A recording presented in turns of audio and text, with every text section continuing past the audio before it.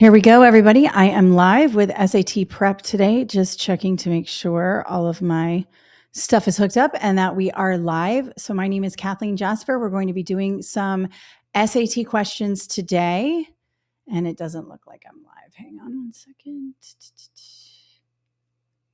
Let's see. No. Let's go here.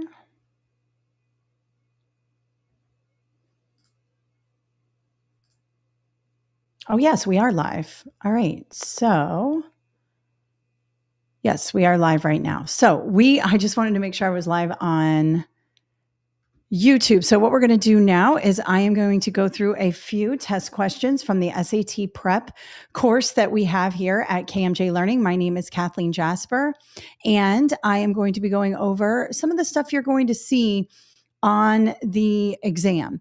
So, we want to make sure that we're prepping with questions that are similar to the exam, that they have the same length, complexity. The SAT has two sections. It's got the reading and writing and the math section. I'm going to do a little bit of reading and writing today, and I'm also going to do a little bit of math. I'm also going to be showing you how to use that Desmos calculator, because with the math, it's so important that you use the Desmos calculator. So let's go ahead and have a look at my presentation now. So I'm going to go ahead and share screen here. All right. And so this is coming from my study guides. I have study guides for SAT prep, but you can use these methods with any study guide. So let's say you bought one of those big SAT prep books or whatever. This is going to help you. Now, what I want you to do is think like a test maker. I don't want you to think like a test taker. I want you to think like a test maker.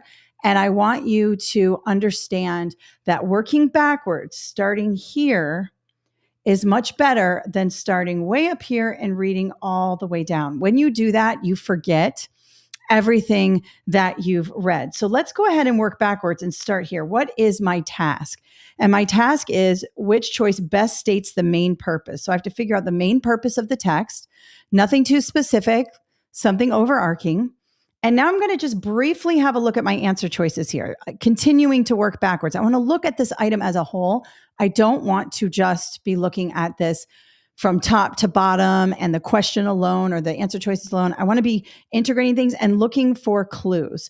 So let's have a look here. A, to convey a contrast between Dorothy's outward composure and internal uncertainty. Okay, we have a contrast here. B, to emphasize Dorothy's commitment to her husband. C, to demonstrate Dorothy finds her marriage both difficult and intellectually stimulating. And D, describe her determination to find happiness. Okay, not sure yet. Let's go ahead. And now let's read this short passage. Sometimes I'll even start down here and read, because 9 times out of 10, you can find clues at the end of a passage, but it's a very short passage. So I'm going to go ahead and just read the whole thing. Also, I can see that this was written in 1871, which is sort of a bummer because these are harder to read. And SAT does use some of these old poems, old novels, or excerpts from old novels, and it can be difficult, but think like a test maker. We're looking for keywords. We're looking for ways to relate this to the answer choices. So let's go ahead and start reading. I went about my daily activities with apparent serenity, but beneath this calm exterior persist doubts, troubled my thoughts about the wisdom of my marriage to Mr. Casaubon. I found myself constantly imagining alternative paths to my life. These reflections I attempted to suppress. Okay, so she is starting off with serenity, but beneath that composure is some racing thoughts and thinking about things and all of that. So it looks like A is probably my correct answer, to convey a contrast between Dorothy's outward composure and internal uncertainty. So this all looks pretty good here. So what I want to do is just discredit B, C, and D. Now on test day, you don't have to discredit B, C, and D. You can see that this is definitely a contrast between her inward feelings, like freaking out about her marriage, and her outward composure, which is apparent serenity. And you could just go, but I want to talk about B, C, and D so you can see why they're not the correct answer. So B, to emphasize Dorothy's commitment to her husband. It does mention her husband. It's definitely not the main purpose, and it's not about her commitment. It's about her doubt about the marriage. So B is out. C, to demonstrate that Dorothy finds her marriage both difficult. You might think that, and I believe that this is probably the distractor, the one they want you to choose, but it's ultimately wrong. It is challenging to have these racing thoughts. So you might equate that to challenging. But then it says, and both intellectually stimulating. Let me pull this up here. You can see both difficult and intellectually stimulating. And we never talked about intellectually stimulating. So C is out. And D, to describe Dorothy's determination to find happiness, never talked about. D is out. A is the right answer. We got it fairly quickly, but we want to make sure that we don't leave anything on the table here, especially when we're studying at home. All right, let's have a look at question 2. So we're going through reading and writing first. And let me know if you have any questions about any of this. If you are in YouTube right now, there is a link to download these questions. These are our questions that we're using today. There's just 3 reading and writing and 3 math, just a little practice. It's always good to stay in the test and practice a little bit. Now, here we have a double passage. And people tend to get nervous about double passages, but they're actually a lot easier because when we work backwards and think like a test maker when it comes to the double passages, we're going to do much better. Now, let me just move this over here so you can see it right there. Okay, I just want to make sure I'm not blocking anything. All right, so what people tend to do is they start up here and they read all the way down. By the time they get down here, they have forgotten everything that they have read. So this is not the smart way to go about things. Instead, what we want to do is start with our task here, which is based on the text. What would the author of text 2, and they often do that, they ask you about this text before the other text, most likely say about text 1's characterization of mycorrhizal network, the mycorrhizal network. Okay, I'm going to call this the M network because I don't want to get caught up with words. I need to figure out the meaning. And if I'm trying to sound words out, certain names, certain words, just give it a definition or give it a acronym or some sort of abbreviation. I'm going to call it the M network. I don't know what that is yet. I have to read. But here's what I'm also going to do. I'm going to read text 2 first because it's asking me about the author of text 2. I'm going to figure out the vibe that author's giving off. And then I'm going to read text 1 and figure out what text 2 author would say to text 1's author. So let's go ahead and just quickly have a look at the answer choices. It is reasonable. So the author of text 2 would think the author of text 1 is reasonable. It is overly optimistic. Notice I'm just reading the first parts of the answer choices. So we have reasonable, optimistic. Then we have skepticism, it is unexpected, and it is unfairly dismissive. Just thinking if the author of text 1 is not unfairly dismissive or unexpected, then we can start to eliminate those things. But let's go ahead and read this here. When Dr. Simard and her colleagues reported that redwoods, like Douglas firs, possessed M networks, it generated interest. However, pay attention to these contrasting clues. As the team emphasized, the networks function quite differently in redwoods than in Douglas firs. Okay, so we have the M networks, and they're in redwoods and they're in Douglas firs, but they function differently. Simard has compared MNs to information highways that activate different responses in different plant species. But how these information pathways operate in redwoods remains completely misunderstood or incompletely understood. So let's have a look at text 1. Most plants can communicate with neighboring plants through underground networks, but when a Douglas fir is attacked by beetles, it releases chemical signals that warn nearby trees. Botanists are investigating this phenomenon to understand more about plants' sophisticated communication abilities, and they're making exciting discoveries. An especially promising finding is that both Douglas firs and redwoods have M networks linked to interplant communication. All right, so they're saying redwoods and Douglas firs all have these MNs or M networks, right? And they can communicate with each other. And that's exciting. So the author of text 1 is sort of excited. I'm going to cross off D, definitely not dismissive. The author of text 2 is saying, when Simard and her colleagues reported that redwoods like Douglas firs possess M networks, it generated interest. But as a team emphasized, the networks function differently in redwoods. So while text 1 is excited that they both have them, text 2 is saying, yeah, that's great. They both have these M networks, but they are different. So the redwood MNs are not the same as the DFs. Okay. So A, it is reasonable given that Simard and her colleagues have identified how MNs function both in redwoods and Douglas firs. No, they just said they were differently. They function differently. B, it is overly optimistic given additional observations from Simard and her team. This sounds good because this author sounds optimistic. And it said, oh, it's especially promising. Here are those key words. And Simard and her team are saying, not so fast. It's cool, but they function differently. So that's why I like B. Let's have a look at C. It is unexpected given that Simard and her team's findings were generally received with skepticism. Not skepticism. I would just say caution. This author here is like, yeah, they work, but not the same. So C is out, making B the correct answer. All right. Let's have a look at our last reading and writing question. We want to make sure that we're continuing to work backwards here. This looks like a poem. I can see 1862 poem. These are all clues telling me how to read this particular passage. And today we're working a lot on the reading comprehension. We didn't have any vocabulary or anything like that. So we really have to use our inference skills, and some of these are very abstract, but working backwards helps. So let's have a look at this. What is the main idea of the text? Quick tip.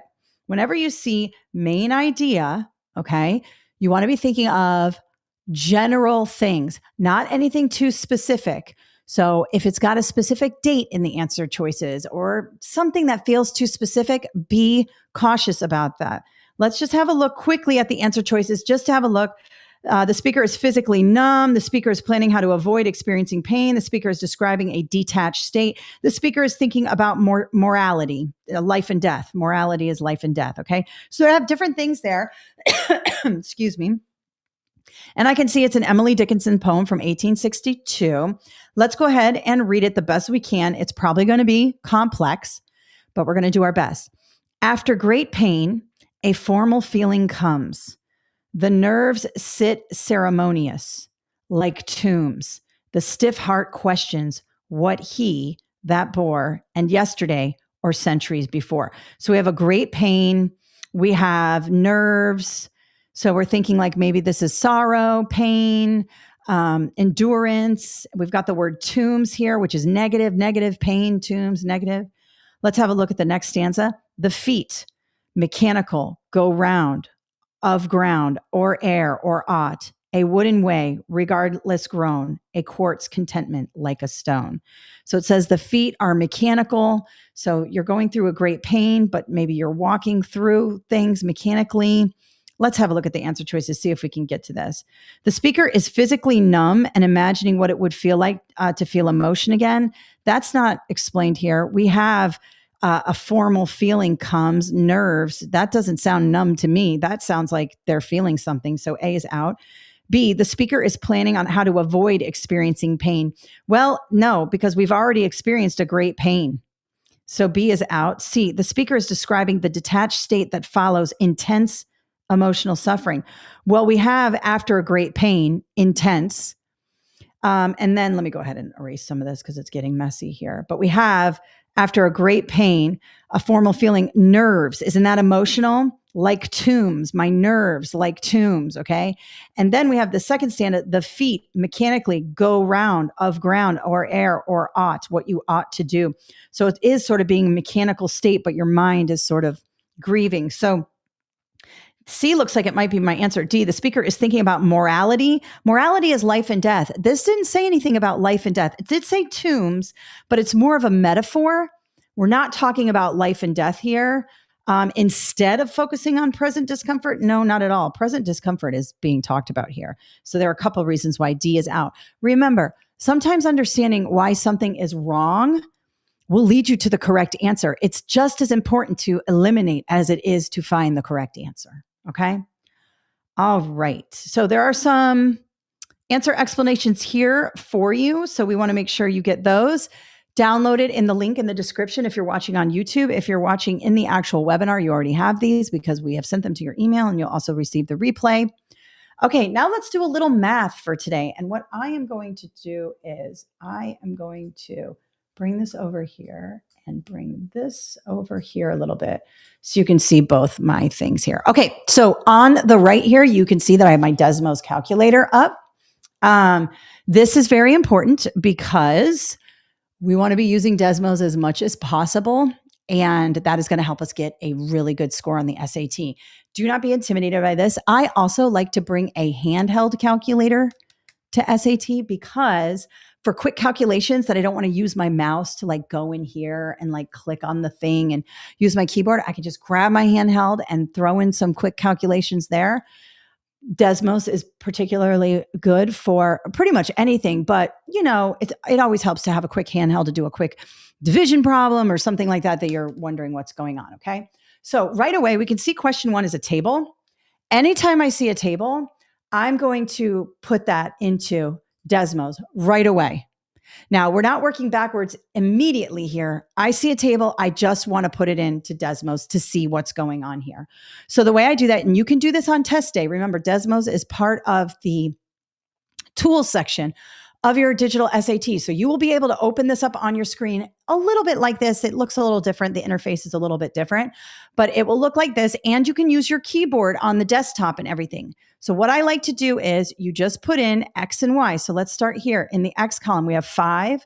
And then I tab over. It's so much easier to tab than to try to take the mouse and click, right? 5, 24, tab, goes to the next line. 9, tab, 40, tab, 12, tab, 52. Okay. Now we've got this here, our table. Now what? Well, we want to click this little add regression piece here. All right. When we do that, it's like this little thing under the plus sign. We get a blue line here and you can zoom in and out and we get the equation of the line. Okay. I'm going to stop there. Let's go ahead and read. Typically, when you see a table on the SAT, they want you to get a line. They want you to find the line, the slope, another line, but you need to input the table into Desmos. Just put it in there. Now let's work backwards slightly, okay? I'm just going to read this really quick. For line J, the table shows 3 values of X under their corresponding values of Y. Okay, that's just saying there's a table here and you have 3 values for X and 3 values for Y. Remember, we're talking about X comma Y here. Line K, so this is line J. This table represents line J. This blue line represents line J because we put the table into Desmos. Do you see what's going on here? If we did this by hand, you would have to find 2 points on the in the table. You would have to find the slope. Then you would have to find B, and it would be a whole thing. But you have Desmos. You don't have to do this. You go ahead and put that in there. All right. And then line J is the original line, which we have here in blue. Okay. Line K, and this is a pattern on the SAT, line K is the result of translating line J up 6 units in the XY plane. So now we have a new line, line K. Well, how do we figure out what line K is? We have this hint, translating line J up 6 units here, up 6. So what do we need to do? Well, when we're talking about y equals mx plus b, when we translate a line, we are working with the b or the y-intercept. Let me show you. Here is our eventual line and our y-intercept. It crosses the y-intercept at 4. Notice that if we are looking at y equals mx plus b, we have 4 here, right? B is 4. Well, if we're moving the line up, 6. Sorry. We're right here with 6. It's moving the line up 6 units. We want to take this line, which is the original line, and we don't want to change this 4 and add 6. What do we have? 10. Notice I have a green line here. I have a new line. Now this is line K. And notice it does not cross at the y-axis here. It crosses, I got to grab this, at 10. 6 up. Do you see? You translated the line up. And let's zoom in. Sorry, I'm trying to show you. Oh, we got to zoom out. You can do this on your Desmos too. You can zoom in and out. Okay, here we go. 4 and 10. We moved it up 6 units, okay? So now we have it crossing here. Now, notice the answer choices. If we're looking for the XY plane, notice that A, B, C, and D, first of all, they're all negative, so we can't discount anything. And this line is a negative line. It's going down.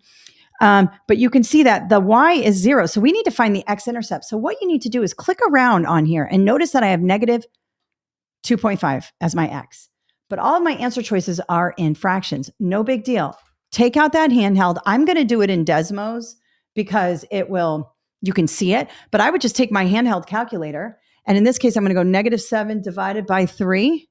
What do I get? Negative 2.333 repeating. That is not negative 2.5, not the answer. All right, let's keep going. And you could just quickly do it here. You can also do it in your head, those of you who are good. Negative 5 divided by 2. There's our negative 2.5. Looks like that's my answer here. So it looks like B is the answer. And for now, I'm going to discredit C and D. But if you were on test day, let's not do that. You got the right answer. Grab it and go. Let's go negative 3 divided by 2. Negative 1.5. And again, you should sort of have these in your head, but it's test day. You might be nervous. You should sort of be able to do these in your head or not. It's fine. We have negative 2.25, which is slightly bigger than negative 2.5. Remember, when we're dealing with negatives, the smaller numbers are bigger than the bigger numbers. So we got negative 2.5, and that is B. All right, let's have a look at question 2 here. Another one. So let me click here. Anytime I see a quadratic like this, anytime, I'm throwing it in a Desmos, okay? And I'm going to look to see what happens, all right? So I'm working backwards in the sense that I am wanting to figure out what's going on. So I'm going to get rid of this. I don't need this anymore.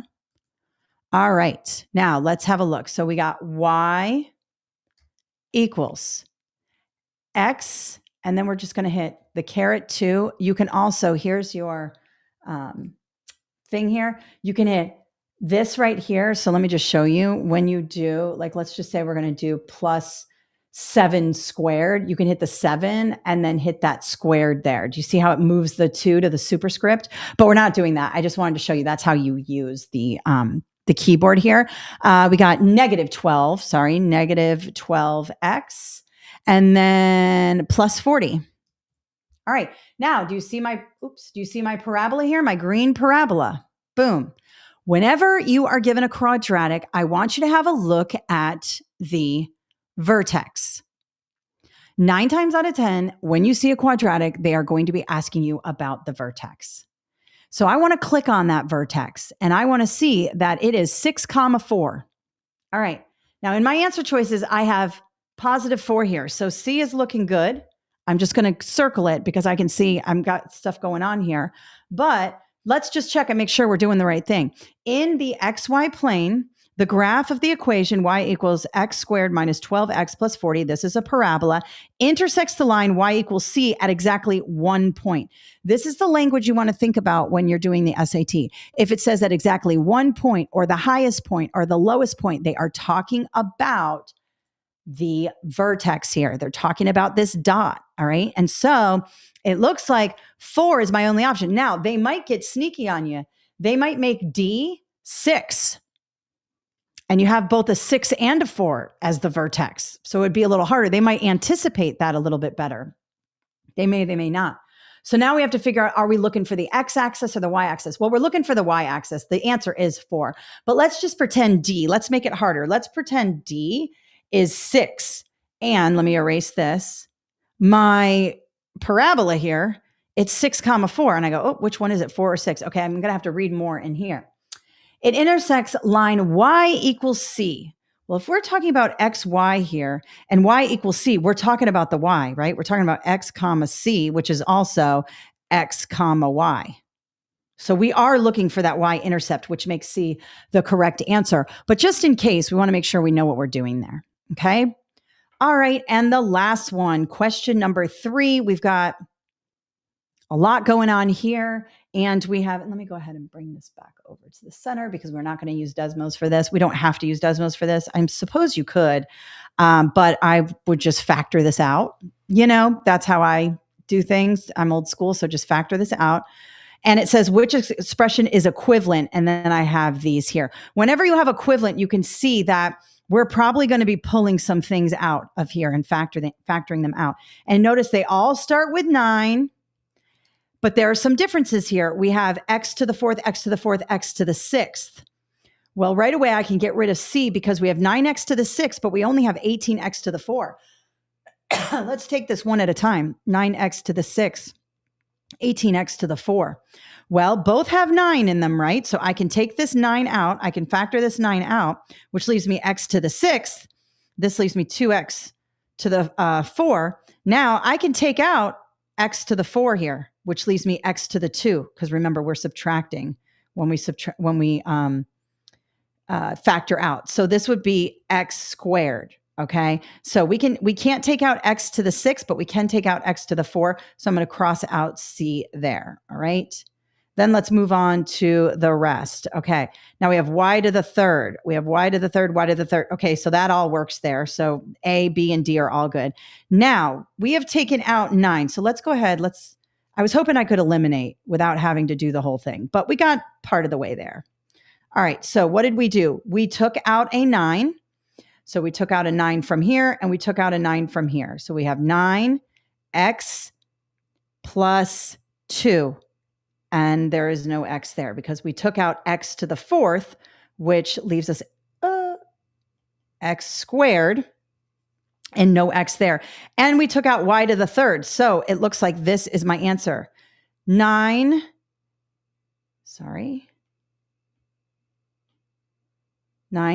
to the 4, y to the 3rd, x squared plus 2, which is B.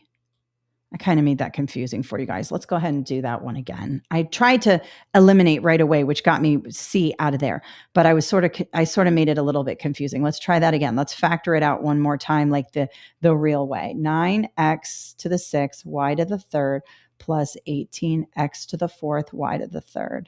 All right, so we're going to take out a 9x to the 4th first, because we can take a 9 out of here both ways, and we can take an x to the 4th out here. It's going to leave me x to the squared here, but this x to the 4 is going to go away. So let's go 9x to the 4.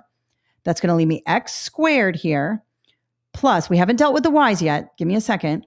And then this is going to be 2, because the x to the 4th cancels, and this x to the 6 becomes x to the 2. So we've got that. Okay. Now, and we've got this. So the x's are taken care of. Now we have y to the 3rd. Well, can we take a whole y to the 3rd out? Yes, we can, because they both have y to the 3rd. So I'm going to do a y to the 3rd there. And that leaves me 9x to the 4th, y to the 3rd times the quantity x squared plus 2. Okay. All right. So that concludes. We've gone about 27 minutes. Perfect. We want to go 30 minutes.